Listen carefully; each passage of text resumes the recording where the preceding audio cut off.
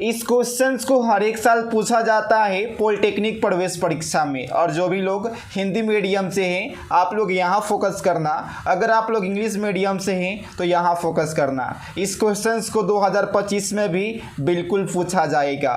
क्या क्वेश्चन है, इसका सॉल्यूशन क्या है हम लोग देख लेते हैं। एक विद्युत बल्ब क्या है? एक विद्युत बल्ब है वो 200 वोल्ट का है। कितने का है? 200 वोल्ट पर 100 वाट शक्ति का उपयोग करता है। इसका प्रतिरोध क्या होगा? कोई बल्ब है, ठीक है, आपके पास कोई बल्ब है, ये कितने का है? तो आप सभी को बता दें ये 200 वोल्ट का है। कितने? 200 वोल्ट का है और 100 वाट शक्ति का प्रयोग करता है। पी कितना है? 100 वाट शक्ति का प्रयोग करता है, ठीक है। तो इसका प्रतिरोध क्या होगा? हमसे रेसिस्टेंस पूछ रहा है, आर क्या होगा? तो हमको क्या फाइंड करना है? आर फाइंड करना है, ठीक है। तो हम लोग देख लेते हैं इस क्वेश्चन को इंग्लिश में भी। An electric bulb consume 100 watt of power when connected to a 200 volt supply, what is its resistance? Option A है 2 ओम्स, ऑप्शन बी है 400 ओम्स, ऑप्शन सी है 200 ओम्स, ऑप्शन डी है 100 ओम्स। तो हम सभी को मालूम है कि शक्ति का फॉर्मूला क्या होता है? P equal to V square upon में आर। क्या होता है? P equal to V square upon में आर। तो हमें P का वैल्यू भी दिया है, V का वैल्यू भी दिया है, तो हमें R फाइंड करना है। तो R इक्वल टू क्या हो जाएगा? R इक्वल टू हो जाएगा वी स्क्वायर अपॉन में P। तो V का वैल्यू कितना है? 200 वोल्ट है। क्या है? 200 वोल्ट है। और P का वैल्यू कितना है? 100 है। तो जब आप लोग 200 को स्क्वायर कीजिएगा तो कितना हो जाएगा? 4, और इस पे आपका हो जाएगा 4 को 0, ठीक है, अपॉन में 100। तो 2 0 से 2 0 को आपको काट देना है, तो करेक्ट आंसर आपका आ जाएगा 400 ओम। क्या होगा? 400 ओम। तो इसका करेक्ट आंसर क्या होगा हम लोग देख लेते हैं। इसका करेक्ट आंसर ऑप्शन बी हो जाएगा।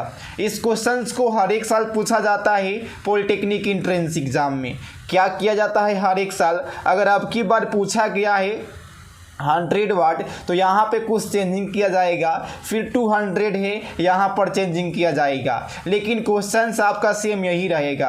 तो अगर आपको फार्मूला मालूम रहेगा तो आप लोग को बिल्कुल इजीली तरीका से बना दीजिएगा। अगर आप लोग लेटरल एंट्री के माध्यम से बिहार के सरकारी पॉलिटेक्निक में एडमिशन लेना चाहते हैं तो सबसे पहले आपको मालूम होने चाहिए कि पिछले 5 ईयर्स में आखिर किस टाइप के क्वेश्चंस पूछे गए हैं। और पिछले 5 ईयर्स क्वेश्चंस को लेने के लिए सबसे पहले आप सभी को डाउनलोड करना होगा डिप्लोमा क्लासेस एप्लीकेशन का लिंक इस वीडियो के डिस्क्रिप्शन बॉक्स में है, कमेंट बॉक्स में है। जैसे आप लोग एप्लीकेशन को डाउनलोड कीजिएगा उसके बाद आपके स्क्रीन पे कुछ इस प्रकार से दिखेगा DECE लेटरल एंट्री पॉलिटेक्निक, फिर आपको सिंपली यहाँ पर आ जाना है। इसके साथ साथ आप लोग यहाँ पर देख पाएंगे कि पिछले साल कितने स्टूडेंट डिप्लोमा क्लासेस से अपना स्टडी किए हैं और कितना अच्छा रैंक लाए हुए हैं। जैसे कि सुनील कुमार का 4 रैंक है, सिम्पी राज का 11 है, परी गुप्ता का 17 है, पूजा कुमारी का 32 है, सोनी कुमारी का 39 है। आप लोग यहाँ पर देख पा रहे होंगे। इसके साथ साथ आप सभी को यहाँ पर बता दें, यहाँ पर जो क्लास है वो हिंदी प्लस इंग्लिश दोनों मीडियम में चलता है। आप लोग को कन्फ्यूजन होने की आवश्यकता नहीं है। फिर आपको सिंपली यहाँ पर क्लिक करना है। उसके बाद यहाँ पे आपको वही क्वेश्चंस दिए गए हैं जो आपके इंट्रेंस एग्जाम में पूछे जाएंगे। अब आप लोग के पास समय ज़्यादा नहीं है तो आप लोग वही क्वेश्चंस पढ़िए जो आपके इंट्रेंस एग्जाम में पूछे जाए। तो अगर आपका भी ख्वाहिश है कि आपका एडमिशन हो बिहार के सरकारी पॉलिटेक्निक में तो आप लोग अभी एप्लीकेशन को डाउनलोड कीजिए और कोर्स में इनरोल हो जाइए। कोर्स का फ़ी काफ़ी कम है। कोर्स का जो फ़ी है 199 रुपीज़ है, जो काफ़ी कम है। तो अगर आपका भी सपना है कि आपका एडमिशन हो बिहार के सरकारी पॉलिटेक्निक में, उसके बाद आप लोग लाखों रुपए कमाए, तो आप लोग अभी एप्लीकेशन को डाउनलोड कीजिए, कोर्स में इनरोल हो जाइए और अपना पढ़ाई शुरू कर दीजिए। क्योंकि यहाँ पर वही क्वेश्चन से जो आपके एग्ज़ाम में पूछे जाएंगे, क्योंकि हमें मालूम है कि किस टॉपिक से सबसे ज़्यादा क्वेश्चंस पूछे जाते हैं। क्योंकि वर्ष 2017 से ही बिहार पॉलिटेक्निक लेटरल एंट्री का तैयारी सिर्फ और सिर्फ डिप्लोमा क्लासेस के माध्यम से ही आप सभी को करवाया जा रहा है।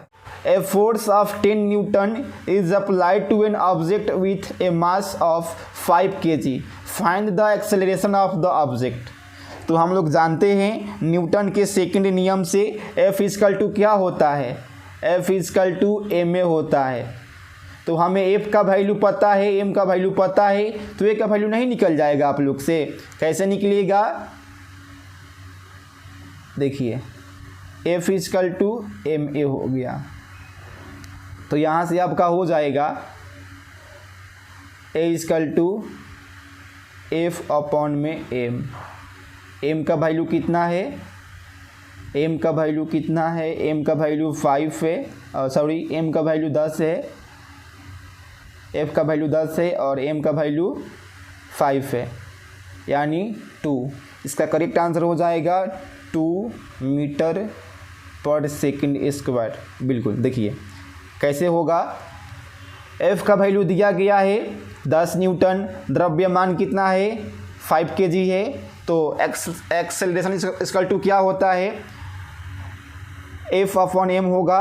F फोर्स कितना है 10 न्यूटन है, m कितना है 5 kg है, तो 5 को आप लोग 10 से डिवाइड कीजिएगा तो 2 हो जाएगा 2 मीटर पर सेकेंड स्क्वायर। क्यों, क्योंकि एक्सेलरेशन का ऐसा यूनिट मीटर पर सेकेंड स्क्वायर होता है। नेक्स्ट क्वेश्चन से हम लोग देख लेते हैं।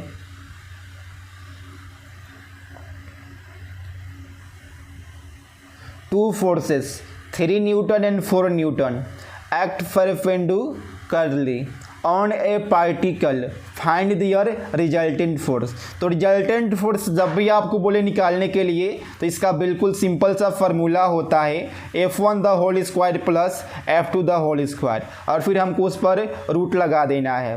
तो यहाँ पर क्या क्या बोला है, 3 और 16 बोला है, क्या 3 और 4 बोला है, तो 3 का स्क्वायर कितना हो जाएगा 9 प्लस 4 का स्क्वायर हो जाएगा 16, तो ये कितना हो जाएगा आपका 25, और 25 का कितना होता है वर्गमूल, तो 5 होता है। करेक्ट आंसर इसका 5 हो जाएगा, क्या होगा 5 हो जाएगा। नेक्स्ट क्वेश्चन से हम लोग देख लेते हैं। एक क्या है, एक बलयुग्म 10 न्यूटन के समानांतर और विपरीत बलों द्वारा बनाया गया है, जिनके बीच की लंबवत दूरी 0.5 मीटर है। बलयुग्म का आघूर्ण ज्ञात कीजिए। तो हम लोग देखे थे ना, m equal to F multiply d होता है। तो हमें क्या क्या दिया है, f का वैल्यू 10 है और d का वैल्यू 0.5 है। तो हमको क्या करना है, सिर्फ मल्टीप्लाई कर देना है। मल्टीप्लाई हम लोग करेंगे तो कितना होगा, 10 multiply 0.5 equal to 5 newton metre, क्या होगा 5 न्यूटन मीटर। नेक्स्ट क्वेश्चन हम लोग देख लेते हैं। एक कण 3 संगामी बलों के तहत संतुलन में है। F1 का वैल्यू है, F2 का है, तो F3 का वैल्यू निकालना है। तो हम लोग जानते हैं कि F इक्वल टू क्या होता है, F1 plus F2 plus F3 equal to 0। तो सबसे पहले हम लोग इसको संतुलन करेंगे। F3 के लिए क्या हो जाएगा, यहाँ से जब आप लोग F3 काउंट कीजिएगा तो F3 इक्वल टू क्या हो जाएगा आपका, माइनस में F1 प्लस F2, क्या हो जाएगा माइनस में F1 प्लस F2, वहीं यहाँ पर लिखा गया है। तो तो F1 plus F2 equal to क्या हो जाएगा, जो क्वेश्चंस में डाटा गिवन है उसी को हम यहाँ पर लिखे हुए हैं। फिर हम लोग एक जात को एक साथ करेंगे, जैसे कि 3 में I लगा हुआ है, 5 में I लगा हुआ है, तो दोनों को एक साथ लिख देंगे। फिर 4 में I लगा हुआ है, 2 में I लगा हुआ है, दोनों को हम लोग एक साथ लिख देंगे। तो यहाँ 3 कितना हो जाएगा, -5 + 2, तो कितना हो जाएगा, सॉरी ये आप लोग यहाँ पर देख पा रहे होंगे 3 - 5 कितना हो जाएगा 2y, और 4 + 2j कितना हो जाएगा 6j हो जाएगा। तो यही आपका F3 का वैल्यू हो जाएगा। ठीक है, अब हम लोग कुछ ऑब्जेक्टिव क्वेश्चंस को देख लेते हैं। यदि किसी वस्तु पर कोई बाहरी बल नहीं लगाया जाता है तो वह बल क्या होगा। इस क्वेश्चन को हम लोग इंग्लिश में देखते हैं। If no external force act on object it will, तो क्या होगा, करेक्ट आंसर सी होगा, अपनी प्रारंभिक अवस्था या विराम या एक समान गति में बनी रहेगी, continue in its initial state. ठीक है, करेक्ट आंसर ऑप्शन सी हो जाएगा। नेक्स्ट क्वेश्चन देख लेते हैं। बल एक भौतिक राशि है जिसमें क्या होता है, तो बल एक भौतिक राशि है, इसमें परिमाण और दिशा दोनों होता है। करेक्ट आंसर ऑप्शन सी हो जाएगा, both, magnitude and direction. Next question हम लोग देख लेते हैं। हम लोग को क्या निकालना है, परिणामी निकालना है, रिजल्टेंट फोर्स निकालना है। बिल्कुल सिंपल है, F1 the whole square plus F2 the whole square, root under लगा देंगे। 5 का हो जाएगा 25, 12 का हो जाएगा 144, दोनों को आप लोग ऐड कीजिएगा तो 169 हो जाएगा। 169 का वर्गमूल कितना होता है, तो 13 होता है। करेक्ट आंसर ऑप्शन बी हो जाएगा। सेम वैसा ही बनाया होगा ऑप्शन बी। ठीक है, नेक्स्ट क्वेश्चन हम लोग देख लेते हैं। एक बल युग्म उत्पन्न करता है, एक कपल प्रोड्यूस, क्या उत्पन्न करता है, तो ओनली रोटेशनल मोशन, क्या only rotational motion. Next question से, यदि 3 संगामी बल एक कण को संतुलन में रखते हैं तो क्या होगा। इस क्वेश्चन को हम लोग इंग्लिश में देखते हैं। F3 concurrent force keep a particle in equilibrium, then क्या होगा, ऑप्शन सी हो जाएगा। उनमें से प्रत्येक बल अन्य 2 बल के परिणामी के बराबर और विपरीत होता है। नेक्स्ट क्वेश्चन से, the maximum value of static friction is called, तो उसको क्या कहते हैं हम लोग, लिमिटिंग फ्रिक्शन कहते हैं। ऑप्शन बी हो जाएगा। लामी का नियम, लामी का प्रमेय कब लागू होता है, तो लामी का प्रमेय कब लागू होता है, तो आप सभी को बता दें, ओनली 3 कॉन्करेंट फोर्स के लिए लागू होता है। कब, ओनली 3 कॉन्करेंट फोर्स के लिए लागू होता है। यदि एक लेंस की क्षमता, क्या है, यदि एक लेंस की क्षमता +2 डायाप्टर है तो उसकी फोकस दूरी कितनी होगी। क्या क्वेश्चन से, आप लोग इस क्वेश्चन को इंग्लिश में देखिए। If the power of a lens is +2 diopter, what is its focal length? तो हमको मालूम है कि लेंस की क्षमता का यानी P का फॉर्मूला क्या होता है, 1/f होता है। तो हमें क्या निकालना है, फोकल लेंथ हमको निकालना है, F निकालना है। तो F = हो जाएगा 1/p। ठीक है, तो 1 आपका फार्मूला का रहेगा और पावर कितना दिया हुआ है, 2 दिया हुआ है। तो 1/2 = 0.5 मीटर। तो करेक्ट आंसर आपका हो जाएगा ऑप्शन ए। इस क्वेश्चन को भी बहुत बार पूछा गया है पॉलिटेक्निक एंट्रेंस एग्जाम में। नेक्स्ट क्वेश्चन हम लोग देख लेते हैं। एक 6 वोल्ट की बैटरी, क्या है, कोई बैटरी है वो 6 वोल्ट की है, 2 ओम के प्रतिरोधक से जुड़ी है, परिपथ में धारा कितनी होगी।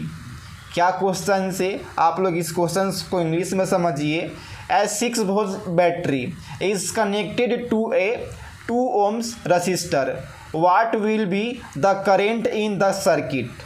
तो ओम के नियम से हम लोग जानते हैं V इक्वल टू क्या होता है, IR होता है।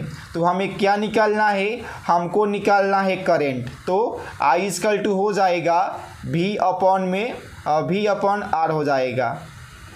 क्या हो जाएगा, V अपॉन R हो जाएगा। तो कितना है, 6 वोल्ट है, तो 6 ऊपर हो जाएगा।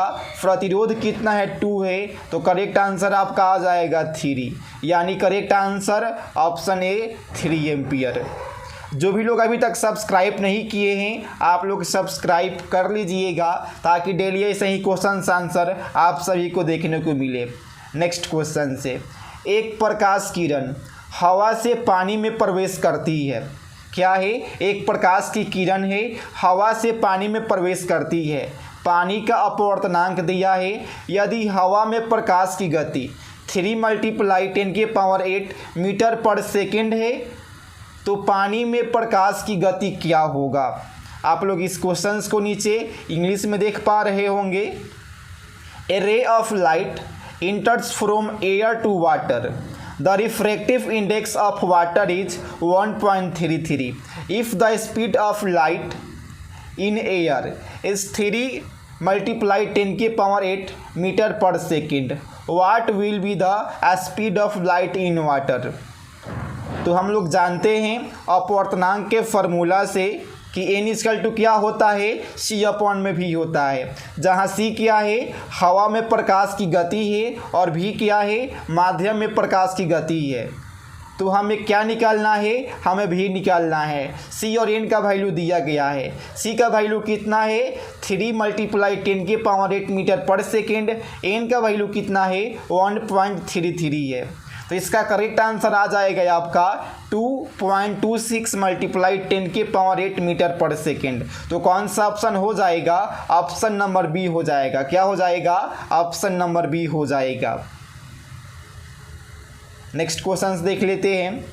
जो भी लोग अभी तक सब्सक्राइब नहीं किए हैं तो आप लोग सब्सक्राइब कर लीजिएगा ताकि ऐसे ही क्वेश्चन आंसर आप सभी को डेली देखने को मिले। और आप लोग कोर्स में भी जुड़ जाना अगर आप लोग चाहते हैं कि आपका एडमिशन हो जाए सरकारी पॉलिटेक्निक में। तो नेक्स्ट क्वेश्चन से, एक 10 किग्रा द्रव्यमान की वस्तु 2 मीटर पर सेकेंड स्क्वायर के त्वरण से गति कर रही है, उस पर लगने वाला बल कितना होगा। यानी हमसे फोर्स पूछ रहा है। क्या क्वेश्चन से, an object of mass 10 kg is moving with an acceleration of 2 meter per second square, what will be the force acting on it। हमसे क्या पूछ रहा है, हमसे एक्सेलरेशन यहाँ पर दिया हुआ है। एक्सेलरेशन कितना है, 2 मीटर पर सेकेंड स्क्वायर है। कितना है, 2 मीटर पर सेकेंड स्क्वायर है। इसके साथ साथ इसका मास कितना दिया हुआ है, इस m का वैल्यू कितना है, 10 kg है। कितना है, 10 kg है। तो हम लोग जानते हैं फोर्स इक्वल टू क्या होता है, फोर्स इक्वल टू होता है m में। क्या होता है, फोर्स इक्वल टू होता है m में। तो हमें a का भी वैल्यू पता है, m का भी वैल्यू पता है। तो 2 × 10 इक्वल टू 20। तो करेक्ट आंसर आपका हो जाएगा 20। कितना होगा, 20, यानी option number B correct answer हो जाएगा। नेक्स्ट क्वेश्चन हम लोग देख लेते हैं।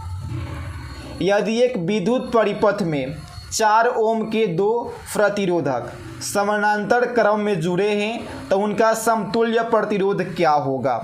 हमसे क्या पूछ रहा है, समानांतर वाला पूछ रहा है। तो समानांतर का फॉर्मूला क्या होता है, 1/r इक्विवेलेंट।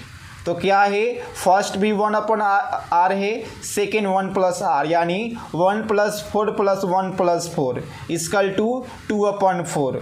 तो क्या हो जाएगा, 1/2 हो जाएगा। तो करेक्ट आंसर आपका हो जाएगा 2 ओम। 2 ओम कौन सा ऑप्शन है, तो ऑप्शन नंबर बी है। नेक्स्ट क्वेश्चन से, निम्नलिखित में से कौन सा रंग प्रिज्म से गुजरने पर सबसे अधिक विचलित होता है। Which of the following color deviates the most when passed through a prism? लाल, हरा, बैगनी या पीला। तो इस क्वेश्चन का आंसर आप सभी को कमेंट बॉक्स में कमेंट करके बताना है। बाकी का जो क्वेश्चन होगा कल के वीडियो लेक्चर में आप लोग देखेंगे। और जिनको भी काफ़ी अच्छे तरीके से तैयारी करना है ताकि आपका एडमिशन हो सके तो आप लोग एप्लीकेशन को डाउनलोड करें और कोर्स में इनरोल हो जाए।